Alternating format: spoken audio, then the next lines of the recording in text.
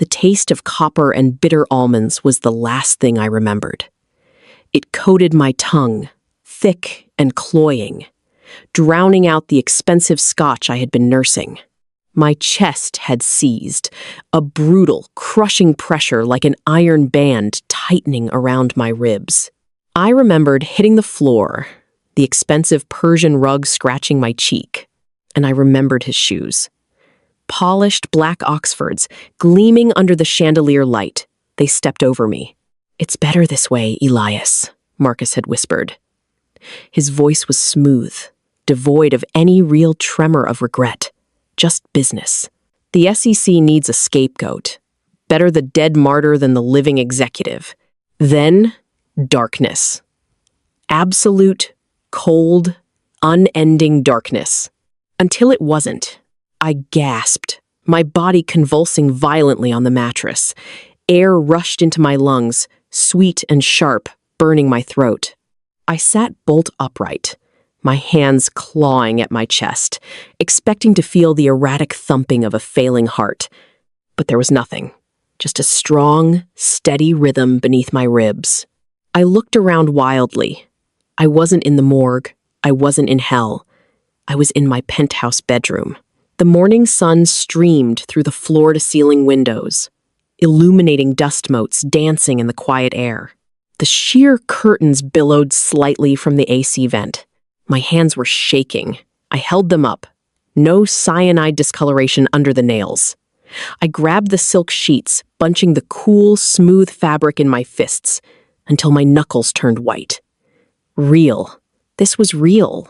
I scrambled out of bed, my bare feet slapping against the cold marble floor of the bathroom. I stared into the immense mirror over the double vanity. The face staring back was younger. The deep lines of stress around my eyes, etched by the last 3 years of fighting a losing battle against market shifts and hidden debt, were gone. My skin looked tight, healthy. I grabbed my phone from the nightstand. The date glared back at me in bright white pixels. April 14th, 3 years ago. Today was the day. The day of the emergency board meeting. The day I was supposed to announce the restructuring plan that would save Thorne Enterprises, cementing my position as CEO for another decade and sidelining my ambitious half-brother Marcus permanently. In my previous life, I had gone to that meeting. I had fought tooth and nail. And 3 years later, Marcus had poisoned me to take what I wouldn't give up. I sat on the edge of the marble tub, the cold seeping through my pajama pants. I started to laugh. It was a dry, hacking sound that scraped my throat. Fate, it seemed, had a twisted sense of humor. I remembered everything. The hidden accounts, the money laundering scheme our late father had set up with the Eastern European syndicates decades ago, the rot at the foundation of our empire that I had spent the last 3 years secretly trying to excise before the feds found it. Marcus didn't know the extent of it. He just saw the gleaming tower, the private jets, the power. He wanted the crown. He had killed me for it. I stood up and walked into the massive walk-in closet. The smell of cedar and expensive wool surrounded me. I ran a hand over the rows of tailored Italian suits. Navy, charcoal, pinstripe, the uniform of a titan of industry. I bypassed them all. I reached to the back and pulled out a simple gray cashmere sweater and dark jeans, soft, uncomplicated. I wasn't going to fight him this time. Fighting him had gotten me killed. No. This time, I was going to give him exactly what he wanted. The elevator doors to the penthouse foyer slid open with a soft shush. I heard the clicking of hard leather heels on the marble entryway. "Elias, you're running late. The car is downstairs." Marcus walked into the living area. He stopped short when he saw me. He was impeccably dressed in a midnight blue suit, his tie a perfect Windsor knot. He looked energized, hungry, like a shark smelling blood in the water. Then the smell hit me. His cologne, vetiver and aged leather. It was expensive, cloying, and heavy. In my last moments, as I lay dying on the rug, That smell had been overwhelming as he leaned over me to check my pulse. My stomach rolled.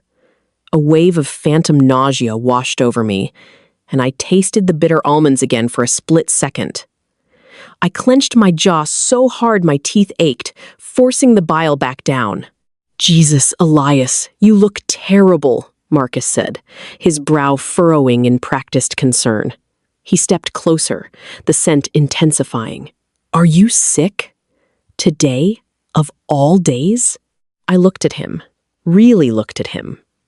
Beneath the veneer of brotherly worry, I saw the calculation in his eyes. He was assessing my weakness, wondering if this was an angle he could play at the meeting. "I didn't sleep well," I said, my voice raspy. It didn't take much acting. The shock of rebirth still had my nerves jangling. "Did you go over the restructuring proposal?" he asked, moving toward the coffee machine on the wet bar. The sound of the ceramic mug hitting the granite counter was sharp in the quiet room. "No," I said. He paused, the silver coffee pot hovering in midair. He turned slowly. "What do you mean, no?" "Elias, the board is expecting a miracle today. If we don't present a united front, if we don't show them, we have a plan to stop the bleeding." "The bleeding can't be stopped, Marcus," I said quietly, walking over to the immense window, looking out over the city. The glass was cold against my forehead. The city below looked like a circuit board, busy and indifferent. "Don't talk like that," he snapped, abandoning the coffee and coming toward me. "Father built this. We have to preserve it." "Father built a house of cards on a foundation of quicksand," I muttered. "What?" I turned to face him. I let my shoulders slump, let the exhaustion I felt deep in my resurrected soul show on my face. "I'm tired, Marcus. Bone tired. I can't do it anymore. The late nights, the constant fires, the investors breathing down my neck." He stared at me, processing this. I watched the gears turn behind his eyes.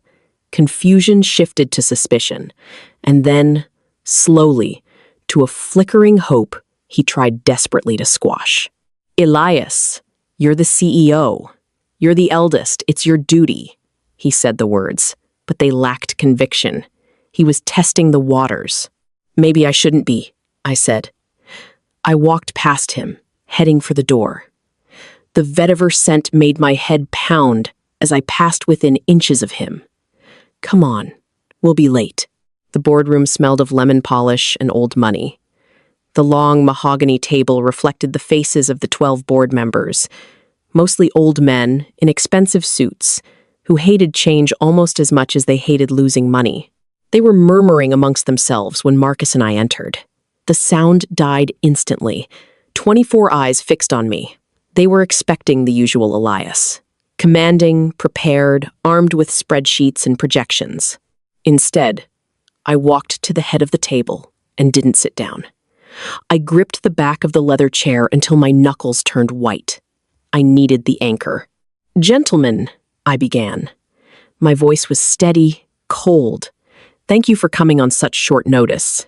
Marcus sat to my right, his body rigid with anticipation.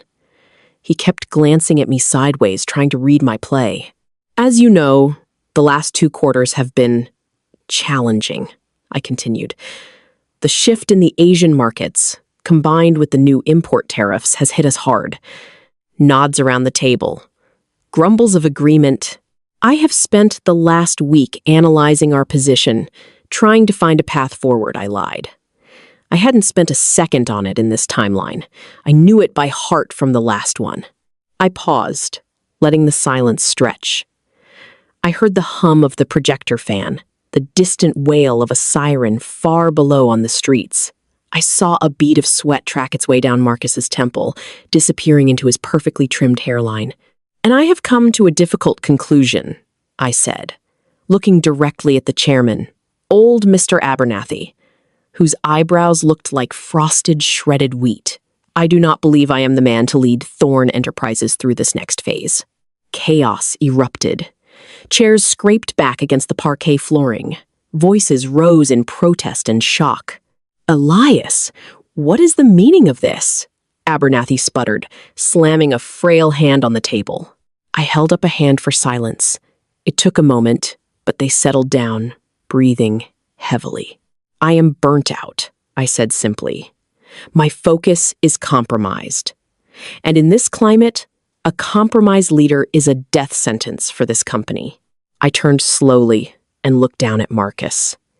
He was staring up at me, his mouth slightly agape. His eyes were wide, pools of naked ambition and disbelief. He looked like a child who had just been told Christmas came early. Therefore, effective immediately, I am stepping down as CEO, I announced to the room. And I am formally recommending that the board appoint Marcus Thorne as my successor. If the room was chaotic before, it was dead silent now. You could hear a pin drop. Marcus actually stopped breathing for a few seconds. He blinked rapidly, as if trying to clear a hallucination. Elias, he managed to choke out, standing up shakily. He remembered his role and tried to put the mask of the concerned brother back on, but it was slipping badly. A grotesque grin kept trying to break through. Elias, are you sure? This is sudden. You've always wanted to lead, Marcus, I said flatly. You have the energy, the vision. You're what the company needs right now. I reached into the inner pocket of my jacket, the only suit jacket I owned that didn't feel like armor, and pulled out a folded document. It was my resignation, drafted on my phone in the car ride over and printed in the lobby. I slid it across the polished mahogany toward Abernathy. The sound of the paper sliding was practically deafening. Abernathy looked at the paper, then at me, then at Marcus. He hated Marcus. He thought he was rash and arrogant. But Abernathy was also pragmatic. If the Golden Boy was quitting, they needed a Thorne at the helm to calm the shareholders. If this is your final decision, Elias, Abernathy grumbled, looking sour. It is. Marcus looked around the table, puffing out his chest, trying to look presidential. The scent of his vetiver cologne seemed to expand, filling the room with the smell of triumph. My throat tightened in response. I am honored, Marcus said, his voice deepening, adopting a gravitas he hadn't earned. I won't let you down, Elias. I won't let the company down. I looked at him, really looked at him. I saw the man who had watched me choke on my own blood. I saw the man who would have framed me for the sins of our father. I know you won't, Marcus, I said, allowing a small, cold smile to touch my lips. I think you're going to get exactly what you deserve. He took it as a compliment. He beamed. He had no idea. He thought I was handing him a crown. I was handing him a live grenade with the pin already pulled, and the 3-year timer was ticking down fast. The meeting adjourned in a flurry of handshakes and hushed conversations. Marcus was immediately surrounded by the sycophants on the board, already pivoting to the new center of power. I slipped out of the side door. The hallway was quiet, the air cooler. I walked toward the elevator, feeling lighter than I had in 2 lifetimes. I pressed the down button. I wasn't going back to the penthouse. I was going to find a small apartment in a quiet part of town. I was going to buy some simple clothes. And then, I was going to sit back and watch the show. Scene stopped. The transition of power was swift and brutal. Within 48 hours, my office, the one that had belonged to our father before me, was being cleared out. I stood in the doorway one last time, holding a cardboard box containing the few personal items I actually cared about. A photo of my mother, a tarnished silver compass she had given me, and a few dog-eared books on woodworking. Marcus was already moving in. He was on the phone, barking orders at some unfortunate assistant, pacing back and forth behind the massive oak desk that looked 2 sizes too big for him. No, I want the leather chairs reupholstered, black, and get rid of that hideous abstract painting Elias liked. I want something bolder, something that says power. He stopped when he noticed me. He put his hand over the phone's mouthpiece. Just clearing the last of it out, I said, hefting the box. He grinned, a wide, predatory flash of white teeth. Take your time, brother. No rush. He gestured around the vast corner office with its panoramic view of the skyline. It's a lot to take in, isn't it? The view from the top? It's dizzying. I agreed neutrally. He walked out from behind the desk, approaching me. The scent of vetiver and leather reached me before he did, rolling off him in waves of triumphant heat. He clapped a hand on my shoulder. His grip was tight, possessive. He was the big dog now. "Listen, Elias," he said, his voice dropping to a conspiratorial murmur. "I know you're burnt out or whatever, but don't think I'm going to let you just disappear. You're still a major shareholder. I'm going to need your advice from time to time. To take the fall when things get tough." I translated silently. "I'm going off the grid for a while, Marcus," I said, shifting my shoulder so his hand dropped away. "I need to decompress. You're the CEO now. You handle it." His smile faltered for a fraction of a second. A flicker of genuine panic crossed his eyes before he masked it with arrogance. "Right. Of course. You rest up. I've got this covered." "I'm sure you do," I said. I turned to leave. "Oh, Elias," he called out just as I reached the door. I looked back. He was leaning against the desk, arms crossed, looking every inch the master of the universe. "You know, I always thought you were too soft for this job. Too sentimental. Dad knew it too. The barb was meant to sting. In my past life, it would have started a shouting match that lasted an hour. Now, it just felt pathetic." "Maybe you're right," I said quietly. "Goodbye, Marcus." I walked out into the hallway, the heavy oak door clicking shut behind me. I didn't look back. I walked toward the elevators, the sound of my own footsteps on the marble floor, feeling steady and sure. The elevator took me down to the lobby, past the massive brass logo of Thorne Enterprises inlaid in the floor, a lion rampant holding a sword. It looked aggressive, desperate. I stepped out into the bright, noisy afternoon of the city. The air smelled of diesel fumes and hot pretzels from a street vendor, a stark contrast to the filtered, scented air of the tower. It smelled real. I hailed a cab. It was a beat-up yellow sedan with a cracked vinyl seat. "Where to, Mac?" the driver asked, chewing aggressively on a toothpick. "Brooklyn," I said. Red Hook. It was as far away from the gleaming towers of Manhattan, both geographically and spiritually, as I could get while still being in the city. As the cab pulled away from the curb, I looked up through the grimy window at the Thorne Tower piercing the sky. Somewhere up there on the 50th floor, Marcus was sitting in the big chair, feeling like a king.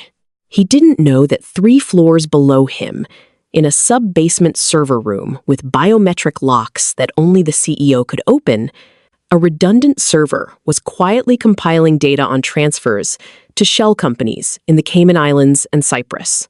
He didn't know that the aggressive expansion strategy he was so eager to implement was being funded by loans underwritten by men who didn't send lawyers when you missed a payment. They sent cleaners. And most importantly, he didn't know that 6 months ago in my timeline, but 2.5 years in his future, I had been anonymously contacted by a low-level analyst at the SEC, who had noticed some irregularities. I had managed to bury it then. This time, I wasn't there to bury it. Marcus had the title. He had the office. He had the view. And now, he had the target on his back. I leaned back against the cracked vinyl seat and closed my eyes as the cab merged into traffic. For the first time since I died, I felt a profound sense of peace. The trap was set. The bait was taken. Now, all I had to do was wait. Scene stat. 2 weeks later, Marcus threw a party to celebrate his ascension. It wasn't just a party. It was a coronation. He rented out the entire rooftop club of the finest hotel in the city. I hadn't planned on going. My new life in Red Hook was taking shape. I had rented a small, drafty loft above an old sailmaker's shop. It smelled of brine, dust, and old timber.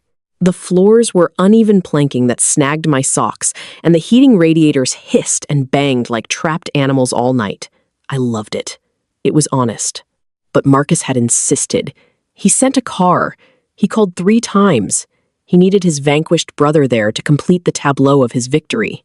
When I stepped off the private elevator onto the rooftop, the noise hit me like a physical blow. Heavy bass thrummed through the floorboards, vibrating up through the soles of my cheap new boots. The air was thick, with the smells of expensive champagne, mixed perfumes, and the underlying electric tang of ozone from the city lights below. It was a sea of beautiful people. Models, hedge fund managers, socialites, the parasites that latched onto whoever was currently holding the biggest checkbook. And there, in the center of it all, was Marcus.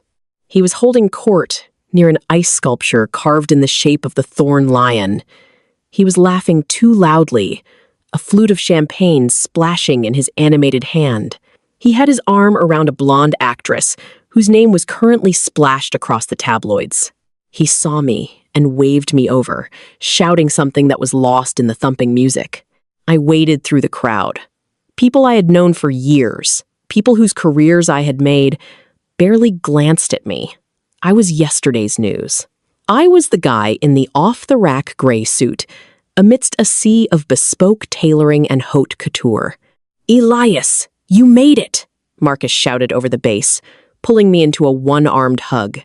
The vetiver cologne was mixed with alcohol sweat now, souring the expensive scent. "Wouldn't miss it," I said, my voice flat. "Look at this, huh?" He gestured broadly at the excess around us. A waiter walked by with a silver tray piled high with caviar blinnies. "This is what it's all about. We're back on top, brother." The stock is up 4 points since the announcement. 4 points. A temporary bump based on hype and the illusion of change. It would evaporate the moment the quarterly earnings report came out in 3 months and showed the massive debt servicing costs that father had hidden in off-book subsidiaries. "Congratulations, Marcus," I said. He leaned in close, his eyes bright and slightly unfocused from the alcohol. "You know, a lot of people said you lost your nerve, that you cracked." He grinned, a cruel tilt of his lips. But I told them, nah, Elias just knows when he's beaten. He knows talent when he sees it. He was rewriting history in real time, framing my tactical retreat as his conquest. "You're the man now, Marcus," I said, taking a glass of sparkling water from a passing tray. The cold condensation on the glass felt grounding against my fingertips. "Damn right I am," he crowed. He turned back to the actress, dismissively presenting his back to me. "Baby, you were saying about that producer?" I drifted away to the edge of the roof, leaning against the glass barrier that separated the party from the 50-story drop to the street below. The wind whipped my hair, cold and clean, against the fevered heat of the party. I watched Marcus move through the crowd. He was manic, burning through energy and goodwill like it was endless. He was signing deals on cocktail napkins, promising favors, expanding spending. He was accelerating the timeline. In my past life, it had taken 3 years for the house of cards to begin uncontrollably wobbling. Marcus, in his arrogance and incompetence, was going to achieve the same result in half the time. I took a sip of the cold water, watching the lights of the city blur below me. "Enjoy the view, Marcus," I thought, turning my back on the party and looking out at the dark expanse of the Hudson River. It's a long way down. T ho I hi be sape tiếp tục. Scene start. 3 months later, my world had shrunk down to the size of a 2-room workshop in Red Hook, and it was the best thing that could have happened to me. The air here didn't smell of recycled office AC and fear. It smelled of pine sawdust, mineral spirits, and wood glue. I had bought out an old cabinet maker who was looking to retire to Florida. He'd left me everything: a lifetime's worth of well-oiled tools, a stack of seasoning cherry wood in the back, and Saul. Saul was 70 years old, with hands that looked like gnarled oak roots and very little patience for conversation. He was perfect. I was running a piece of maple through the planer, the high-pitched scream of the blade biting into wood filling the shop. The vibration traveled up my arms, a comforting, tangible sensation. The wood emerged smooth, pale, and flawless on the other side. It was honest work, If you made a mistake, you couldn't hide it in a spreadsheet or bury it in a subsidiary. It was just there, a gouge in the wood staring at you. The bell above the shop door jangled angrily. The heavy thud of expensive shoes on the wooden floorboards followed. I hit the kill switch on the planer. The whine of the motor died down, replaced by the sound of heavy breathing. Marcus stood in the doorway. He looked out of place, like a peacock in a pigeon coop. His Italian suit was wrinkled at the knees and elbows, and his tie was loosened, pulled away from a neck that seemed thicker, redder than I remembered. "Elias," he panted, scanning the dusty shop with obvious distaste. "Jesus, what is this place? It smells like a hamster cage." I wiped my hands on my canvas apron, taking my time. "It's a wood shop, Marcus. It smells like wood." He walked deeper into the shop, kicking at a pile of curly shavings on the floor. He looked exhausted. The manic energy from the rooftop party was gone, replaced by a jittery, caffeine-fueled anxiety. The skin beneath his eyes was bruised purple. "I need to talk to you," he said, his voice tight. "I'm working," I said, picking up a chisel and eyeing the maple board. "Damn it, Elias. This is important." He slapped his hand down on a workbench, sending a cloud of fine dust into the air. He recoiled, coughing. Saul emerged from the back room, wiping grease from his hands with a rag. He looked at Marcus, then at me, gave a grunt that clearly communicated his opinion of men in suits, and went back to his corner. "Talk," I said to Marcus, keeping my voice low and steady. "It's the quarterly earnings," he hissed, leaning in close. The vetiver cologne was there, but it was fighting a losing battle against the sour smell of nervous sweat and stale coffee. They're a disaster. I felt a cold spike of adrenaline, a remnant of my old life. I tamped it down instantly. "That's unfortunate. The market is tough right now." "It's not the market," he snapped, looking over his shoulder as if expects spies behind the stacks of lumber. "It's the debt servicing. Elias, why didn't you tell me about the Helix Capital loans?" I kept my face completely blank. Helix Capital. One of Father's darkest secrets. High-interest loans from a shell company backed by Russian organized crime.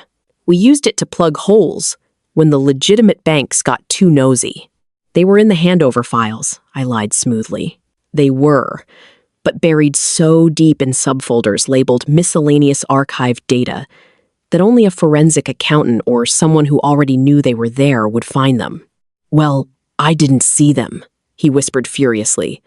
"And now the payments have jumped, triple what they were last year. It wiped out our operating profit. I have to announce a loss tomorrow. The stock is going to tank." He was vibrating with panic. He looked like a child who had broken a valuable vase and was trying to glue it back together before Mommy got home. "Sounds like you have a tough day ahead of you," I said, turning back to my workbench and picking up a sanding block. He grabbed my arm. His grip was desperate, clammy. "You have to help me. You know these accounts better than anyone. There has to be a way to shift things around, to hide the loss until next quarter." I looked down at his hand on my arm, then up at his face. His eyes were pleading. For a second, just a fraction of a second, I remembered the little brother who used to follow me around the summer house in the Hamptons. Then I remembered the taste of bitter almonds. I pulled my arm away gently but firmly. "I told you, Marcus. I'm out. I don't know the books anymore. I just make cabinets." "You can't just abandon me." His voice rose to a shout, cracking at the top. "This is your legacy too." "My legacy is this cherrywood highboy I'm building for Mrs. Gable in Park Slope," I said calmly. "Thorne Enterprises is your legacy now, Marcus. You wanted the crown. You wear it." Fury replaced panic in his eyes. "You set me up," he breathed, the realization finally beginning to dawn on him, though he still didn't understand the half of it. "You knew this would happen. That's why you ran away like a coward."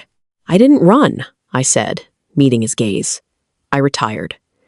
There's a difference." He stared at me for a long moment, his chest heaving.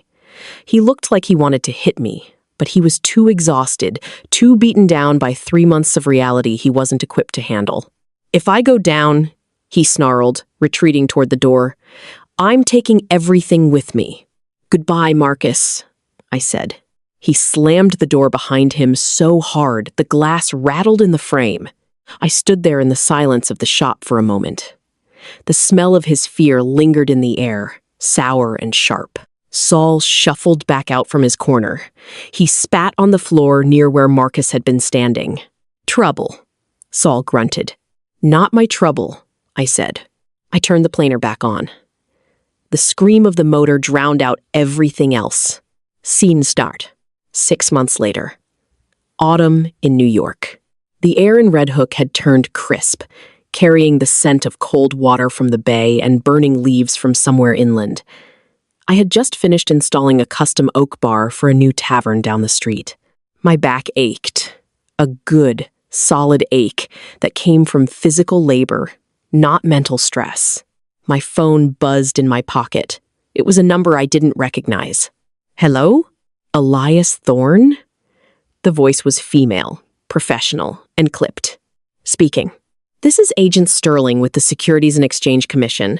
I'm calling regarding an ongoing investigation into Thorne Enterprises. We need you to come in for questioning." I stopped walking. A cold wind gusted down the street, kicking up grit and old wrappers. The trap was springing. "Am I a suspect, Agent Sterling?" I asked, keeping my voice level. A pause. "At this time, you are considered a person of interest due to your previous position as CEO. We believe you may have information relevant to our inquiry into irregularities in the company's accounting practices over the last fiscal year."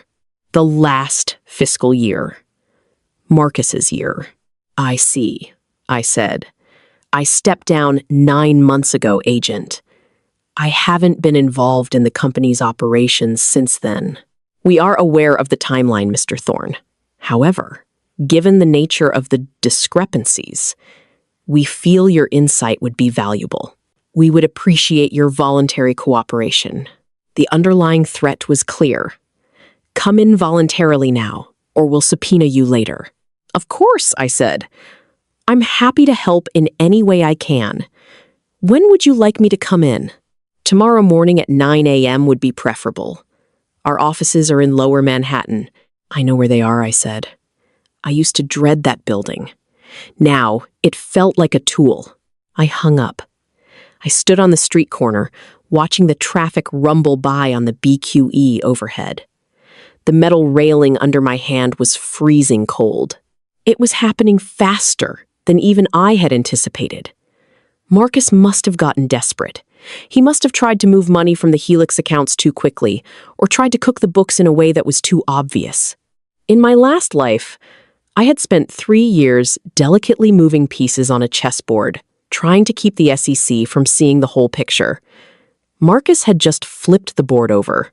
I didn't feel triumph. I didn't feel joy. I just felt a cold, clinical satisfaction. The equation was balancing itself out.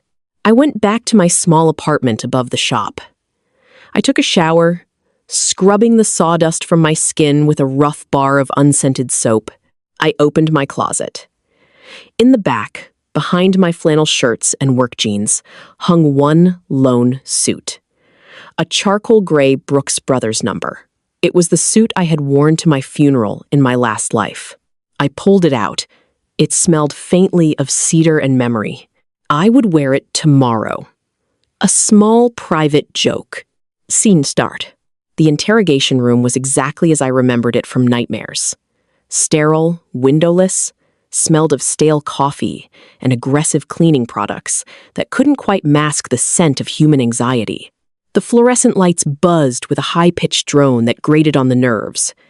Agent Sterling was sharp, efficient, and clearly thought she was the smartest person in the room. She probably was, usually. She sat across the metal table from me, a thick manila folder open between us. Another agent, a younger man whose name I hadn't caught, stood by the door, trying to look intimidating. "Let's talk about the transition of power, Mr. Thorne," Sterling said, tapping a manicured finger on a document. "You stepped down very suddenly. Why?" "Burnout," I said, leaning back in the uncomfortable metal chair. I was calm. My heartbeat was slow and steady. I had nothing to hide, not in this life. I had been running the company since my father's death. It was taking a toll on my health. She studied me, her eyes like lasers. Your brother, Marcus Thorne, took over. Did you feel he was qualified? He was eager, I said carefully. He had been waiting for his chance for years. The board felt he was the right choice for the direction the company needed to take. And what direction was that? Expansion. Aggressive growth. She slid a piece of paper toward me. It was a bank transfer record. A very large sum of money moving from a Thorne subsidiary in Delaware to a numbered account in the Cayman Islands just 3 weeks ago. Are you familiar with this transaction? She asked. I looked at it. I knew exactly what it was. It was a panic payment to the Russian mob, disguised clumsily as a consulting fee. Marcus must have been terrified. No, I said honestly. As I told you, I have no involvement in the company's finances since I left. But you recognize the subsidiary listed here? Apex Solutions? Yes. It was a dormant holding company when I was CEO. We used it for potential IP acquisitions that never materialized. It seems very active now, she said dryly. Millions of dollars have flowed through it in the last 6 months, all ending up offshore. She leaned forward, her eyes boring into mine.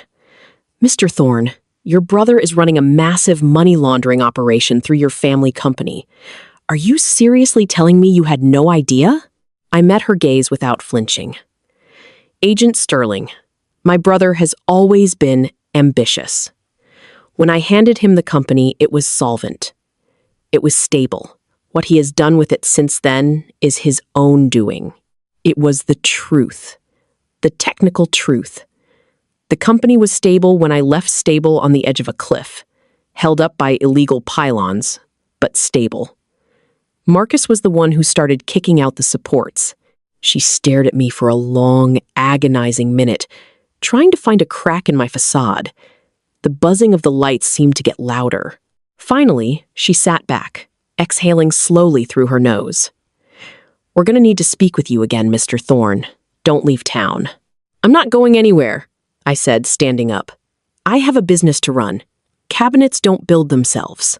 As I walked out of the federal building, the midday sun felt blinding. I checked my phone. 5 missed calls from Marcus. 3 texts. Where are you? They raised the office. Elias, please pick up. I put the phone back in my pocket on silent. The avalanche had started. Scene stopped. That evening, the story broke. It was everywhere. I sat in a worn leather armchair in my apartment, a glass of cheap whiskey in my hand, watching the news on a small television I rarely used. Aerial footage showed federal agents swarming the plaza in front of Thorne Tower, carrying out boxes of files and computer towers. The chyron at the bottom of the screen screamed in bold red letters, Thorne Enterprises raided in massive fraud investigation. The reporter on the scene, shivering in the November wind, was breathless. Sources say the SEC, working with the FBI, has uncovered evidence of a multi-million-dollar money laundering scheme tied to international organized crime. The current CEO, Marcus Thorne, is reportedly not in custody at this time, but his whereabouts are unknown. They showed a file photo of Marcus. It was from the rooftop party 6 months ago. He looked golden, triumphant, master of all he surveyed. The contrast with the reality of the raid was brutal. My phone buzzed on the side table. It wasn't Marcus this time. It was an unknown number. I answered. Hello? There was silence on the other end for a moment. Just jagged, wet breathing. Elias. It was Marcus. But it didn't sound like him. The voice was hollow, broken, like it was coming from the bottom of a well. Where are you? I asked. I don't know where to go, he sobbed. He was crying open, ugly weeping. They came in, Elias. Everywhere.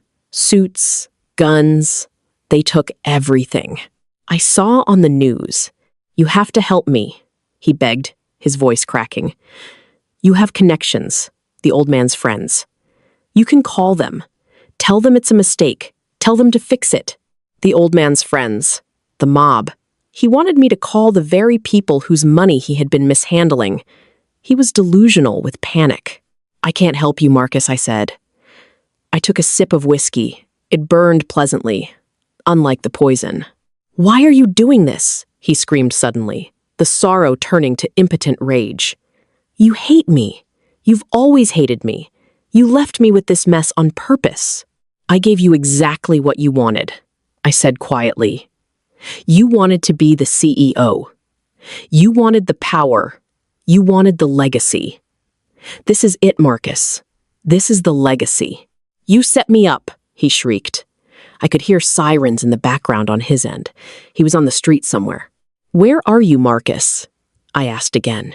I'm near the park. Central Park South.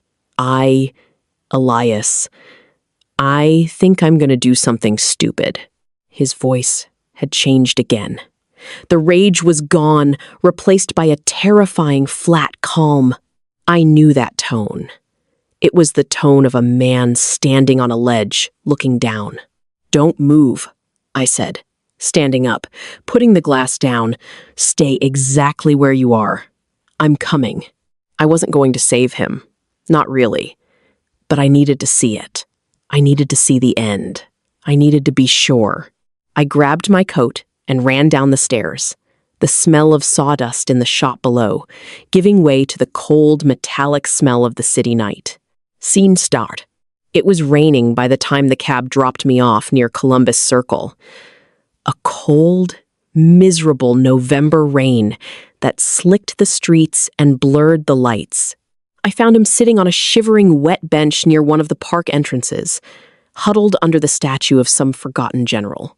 He looked devastatingly small. His expensive cashmere coat was soaked through, dark and heavy with water. His hair was plastered to his skull. He wasn't wearing gloves, and his hands, clasped tightly between his knees, were raw and red with cold. He didn't look up when I approached. He was staring at the ground, his shoulders shaking slightly. I stood in front of him. The rain drummed on the shoulders of my coat. The smell coming off him was pathetic wet wool, stale sweat, and the unmistakable metallic tang of utter despair. The vetiver was long gone. Marcus, I said. He flinched violently, looking up. His face was a wreck.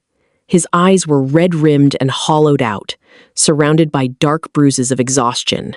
His skin was gray. He looked 20 years older than he had on that rooftop 6 months ago. You came, he whispered, his teeth chattering. You said you were going to do something stupid. He let out a shuddering, wet laugh. Look at me, Elias.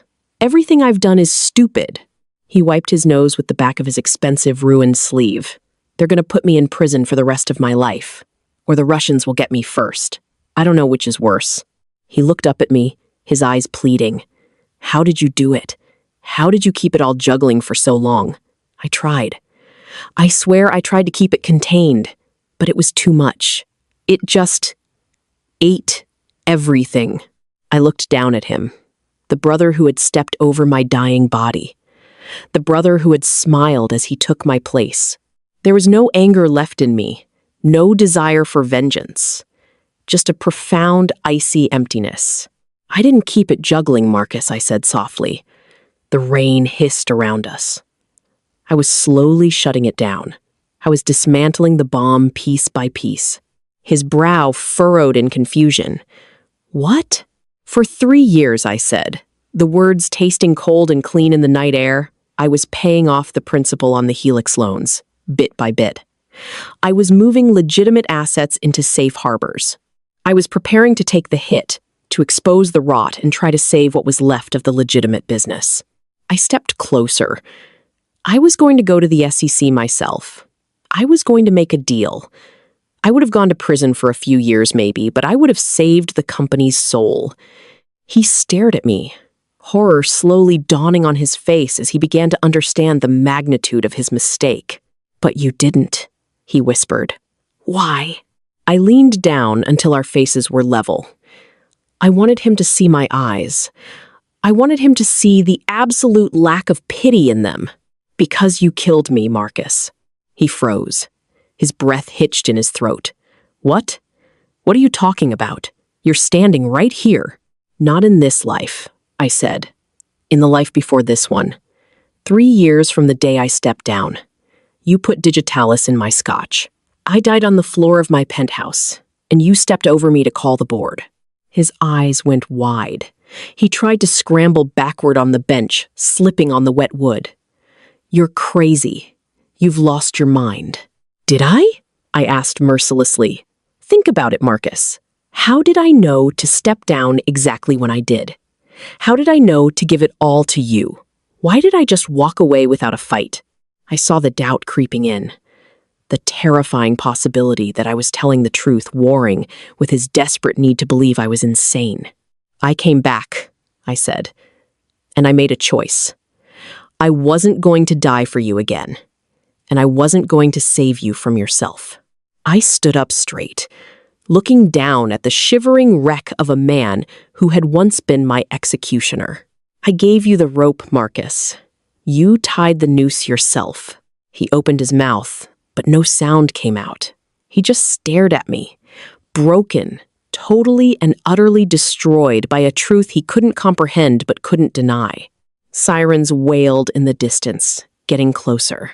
The red and blue lights reflected off the wet pavement, painting his face in strobing flashes of color.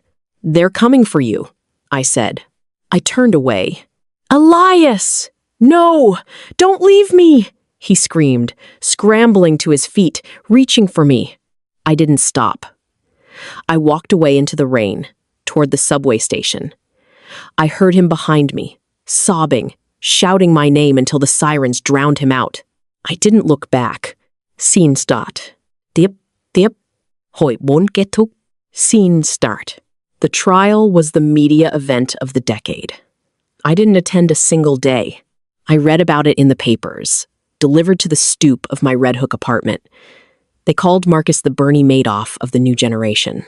They detailed the lavish spending, the clumsy wire transfers, the desperate emails to Russian fixers that the FBI decrypted with embarrassing ease. He looked terrible in the courtroom sketches, gaunt, hunched, his expensive suits hanging off him like rags on a scarecrow. He wept on the stand. He blamed our dead father.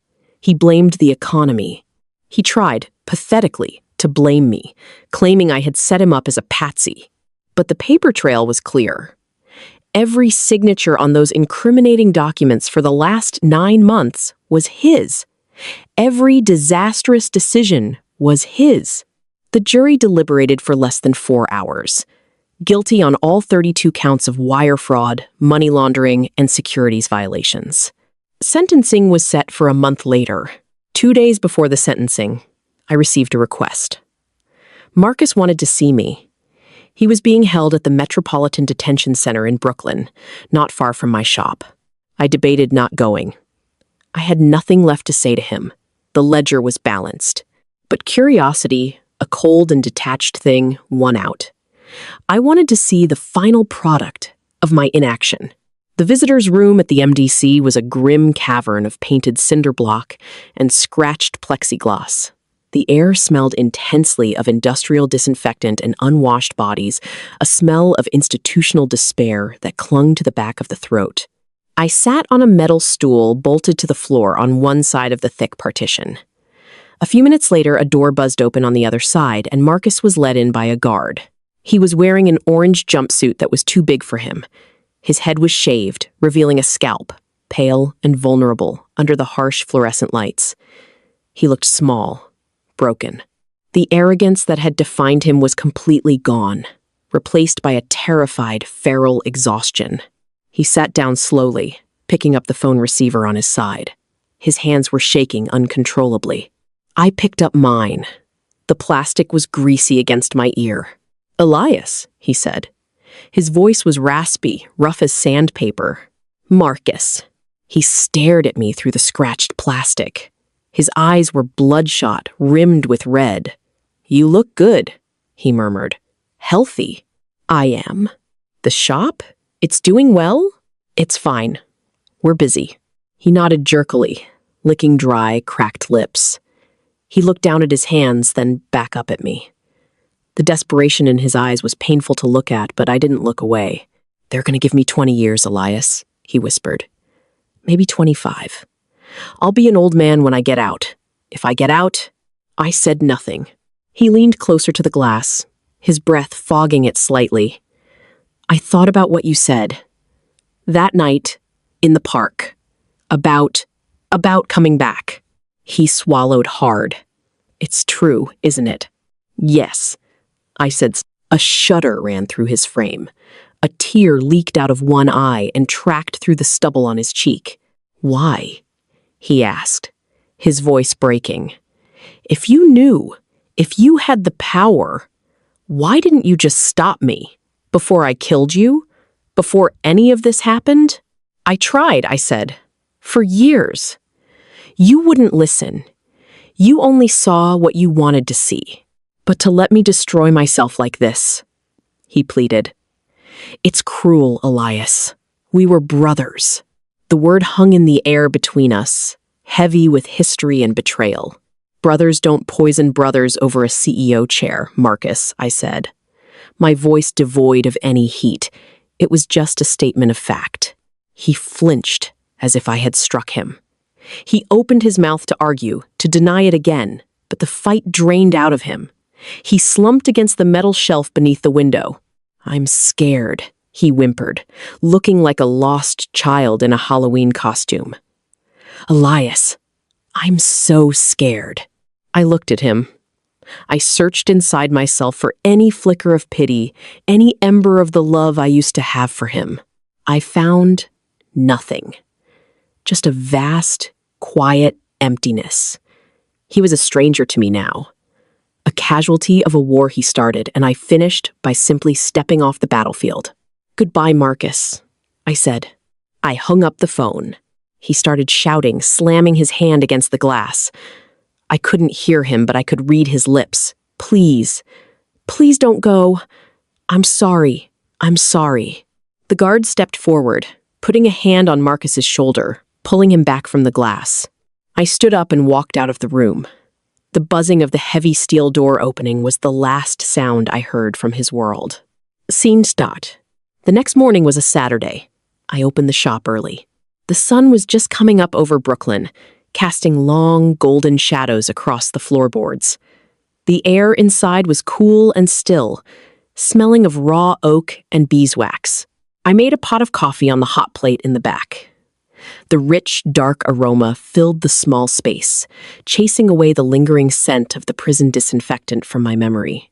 I took a mug of coffee and stood by the large front window, watching the neighborhood wake up. A delivery truck rumbled past. A woman walked a golden retriever that sniffed excitedly at every lamppost. It was a normal day, a quiet, unremarkable day. I walked over to my workbench. On it lay a large slab of black walnut I had been saving. The grain was complex, swirling like smoke trapped in wood. I ran my hand over the rough surface. It was cool, solid, real. I picked up a hand plane. I adjusted the blade with practiced ease, feeling the bite of the metal against my thumb. I positioned the plane at the edge of the wood and pushed. Shuck. A perfect, paper-thin curl of wood rose from the surface, smelling intensely of earth and nuttiness. The wood beneath was smooth as glass. I took another pass, and another. The rhythm of the work took over. Push, slice, return. Push, slice, return. I wasn't the CEO of a multinational conglomerate. I wasn't a millionaire. I wasn't a victim. And I wasn't an executioner. I was just a man in a shop, smoothing a piece of wood. Outside, a bird started singing, a clear, bright melody that cut through the low hum of the city. I stopped for a moment, listening. I closed my eyes and took a deep breath, filling my lungs with the clean scent of shavings and coffee. The past was dead, both of them. The future was an uncarved block. And for the first time in 2 lifetimes, the present was enough. I opened my eyes, looked down at the beautiful grain emerging under my hands, and went back to work.